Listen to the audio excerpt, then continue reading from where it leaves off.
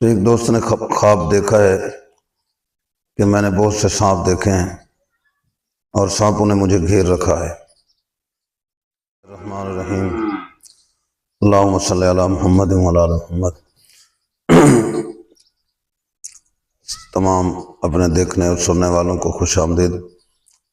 ایک دوست نے خواب دیکھا ہے کہ میں نے بہت سے سانپ دیکھے ہیں اور سانپوں نے مجھے گھیر رکھا ہے۔ تو اس سانپوں کی جو تعبیر ہوتی ہے وہ نفس اور شیطان اور پوشیدہ اور ظاہری دشمن ہوتے ہیں۔ تو سب سے بڑا دشمن انسان کا نفس ہے، اس کے بعد شیاطین بھی انسان کے دشمن ہیں۔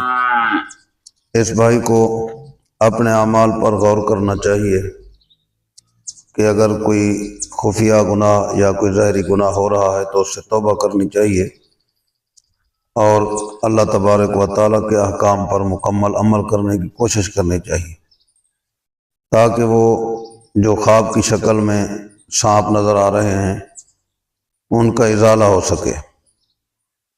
اس لیے کہ آدمی کے گناہ جو ہیں وہ خواب میں سانپ کی شکل میں ظاہر ہوتے ہیں، کیونکہ کوئی گناہ بھی ہو تو وہ آدمی کو ویسے تو اچھا لگتا ہے، اس میں کچھ لذت ہوتی ہے، لیکن تعبیر اور عاقبت کے لحاظ سے وہ گناہ جو ہوتے ہیں وہ سانپ ہوتے ہیں جو انسان کو انتہائی نقصان بھی پہنچا سکتے ہیں۔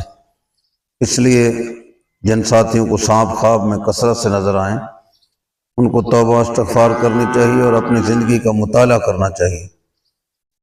اگر اللہ خیر کرے کوئی ایسی بات نہیں، کوئی ظاہری اور خفیہ گناہ نہیں ہے تو پھر بھی سانپ نظر آئے ہیں تو پھر دین کے کاموں میں آگے بڑھنا چاہیے، تاکہ شیطان کی شکل میں جو اس کو خواب میں ڈرایا جا رہا ہے تو وہ اس سے زائل ہو جائیں۔ اور اگر آدمی صاحب حیثیت ہے تو یہ مال بھی جس کی زکوٰۃ نہ دی جائے یہ بھی سانپ کی شکل میں بعض اوقات خواب میں نظر آتا ہے۔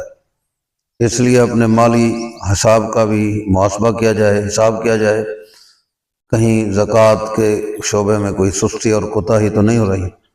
اگر زراعت سے متعلق ہیں تو وہ اپنی زراعت کے عشر کے بارے میں اپنا حساب کرے، کہیں اس میں کمی تو واقع نہیں ہو رہی۔ اس لیے خواب میں سانپوں کا دیکھنا یہ گناہ بھی ہو سکتے ہیں، آدمی کے دشمن بھی ہو سکتے ہیں، تو دشمنوں کے بچاؤ کے لیے صدقہ و خیرات اور لا حول ولا قوت الا باللہ العلی العظیم۔ اس ساتھی کو خواب میں سانپ زیادہ نظر آتے ہوں تو تقریباً اگر صاحب فرصت آدمی ہے تو اس کو ہر نماز کے بعد 100 دفعہ لا حول ولا قوت الا باللہ العلی العظیم پڑھنا چاہیے۔ انشاءاللہ العزیز دشمن کو منہ کی کھانی پڑے گی اور خواب کی شکل میں جو شیاطین وغیرہ اس کو ڈرا رہے ہیں وہ اس کے قریب نہیں آئیں گے انشاءاللہ۔